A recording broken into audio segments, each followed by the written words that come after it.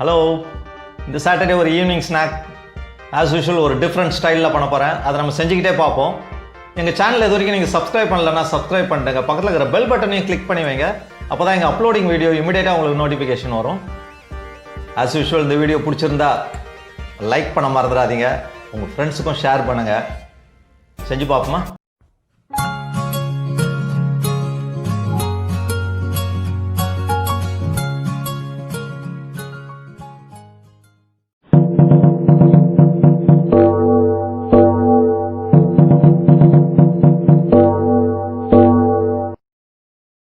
வாழைக்காய் 3,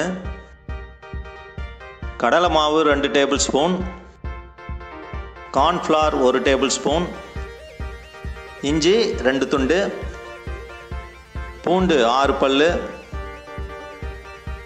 ஓமம் 1/2 டீஸ்பூன், பச்சை மிளகாய் 2,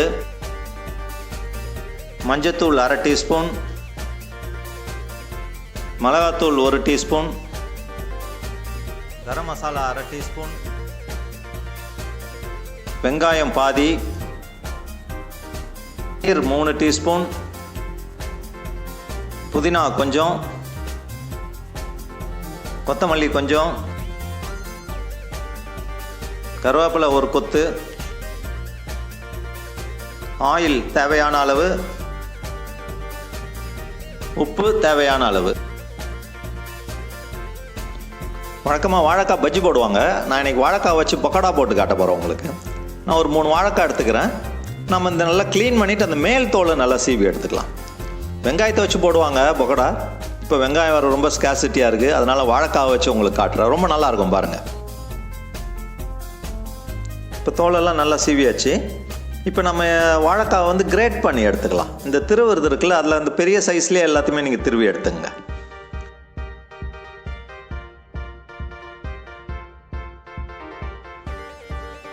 இப்போ எல்லாம் வாழைக்காவையும் திருவியாச்சு.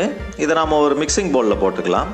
இப்போ இது கூட நாம் வந்து ட்ரை மசாலாஸ் ஆட் பண்ணணும் கொஞ்சம் கொஞ்சமாக. ஃபஸ்ட்டு நாம் ஆஸ் யூஷுவல் இந்த ஓமம் அது நல்ல ஒரு ஸ்மெல்லு கொடுக்கும். அதை கொஞ்சம் க்ரஷ் பண்ணி போடணும். ஒரு 1/2 டீஸ்பூன் சேர்த்துக்கலாம். அப்புறம் ஒரு 1/2 டீஸ்பூன் மஞ்சத்தூள், அப்புறம் மிளகாத்தூள் 1 டீஸ்பூன் சேர்த்துக்கலாம். கொஞ்சம் காரம் வேணும் பக்கோடாக்கு, அப்போ தான் நல்லாயிருக்கும். அப்புறம் ஒரு 1/2 டீஸ்பூன் கரம் மசாலா இதையும் ஆட் பண்ணிக்கலாம். இப்போ இஞ்சியும் பூண்டியும் சின்ன சின்னதாக வெட்டி வச்சுருக்கேன், அதையும் இதில் சேர்த்துக்கலாம். நீங்கள் எவ்வளோ வேணுமோ அவ்வளோ போட்டுங்க உங்கள் டேஸ்ட்டுக்கு ஏற்றபடி.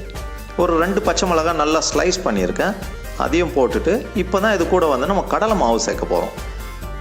ஒரு 2 டேபிள் ஸ்பூன் ஆட் பண்ணிக்கலாம் கடலை மாவு. இதுதான் நல்லா அந்த மாவை வந்து பைண்டிங் நல்லாயிருக்கும், திக்காக வரும் அது. அப்புறம் 1 டேபிள் ஸ்பூன் கார்ன்ஃப்ளவர். உங்கள்கிட்ட கார்ன்ஃப்ளவர் இல்லைன்னா அரிசி மாவு சேர்த்துங்க. இது வந்து கிறிஸ்பினஸுக்கு தான், நல்லா மொறுமொறுன்னு வரும் அது. அப்புறம் கொஞ்சம் கருவேப்பிலையும் கொத்தமல்லியும் சின்ன சின்னதாக வெட்டி வச்சுக்கிறேன், இதையும் ஆட் பண்ணி இதுக்கு எவ்வளோ உப்பு வேணுமோ உங்கள் டேஸ்ட்டுக்கு ஏற்றபடி உப்பை போட்டு நல்லா மிக்ஸ் பண்ணிக்கலாம். இப்போ ஒரு கடாயை வச்சு நல்லா ஹீட் பண்ணிக்கலாம்.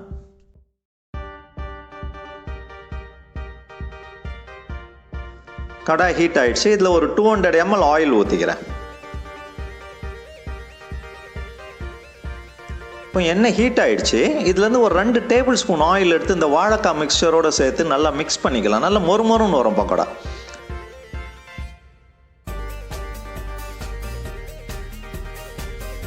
இப்போ எண்ணெய் நல்லா ஹீட் ஆகிடுச்சு. இப்போ பக்கோடா பொரிச்சு எடுத்துடலாம். நம்ம இந்த பக்கோடாக்கு மிக்சருக்கு வந்து நான் தண்ணியே ஊற்றலை, ஜஸ்ட் 2 டேபிள் ஸ்பூன் ஆயில் மட்டும் தான் ஊற்றிருக்கேன்.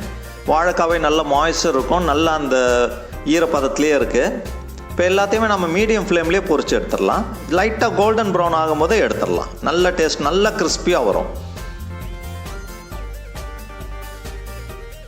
கூட பொரிஞ்சிக்கிட்டே இருக்கட்டும். இந்த மீன் டைம் உங்களுக்கு ஒரு சூப்பரான சட்னி ஒன்று அரைச்சி காட்டுறேன். ஒரு 2 பச்சை மிளகாய் எடுத்துங்க, ஒரு 3 பல்லு பூண்டு, ஒரு துண்டு இஞ்சி ஆட் பண்ணிக்கலாம். இது கூட ஒரு பாதி வெங்காயம் வெட்டி வச்சுருக்கேன், அதையும் சேர்த்துங்க.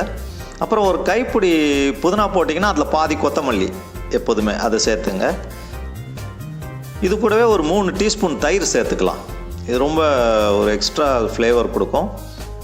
இப்போ இந்த மிக்சருக்கு வேண்டிய அளவு உப்பு அதையும் சேர்த்து ஒரு ஃபைன் பேஸ்ட்டாக அரைச்சிங்க.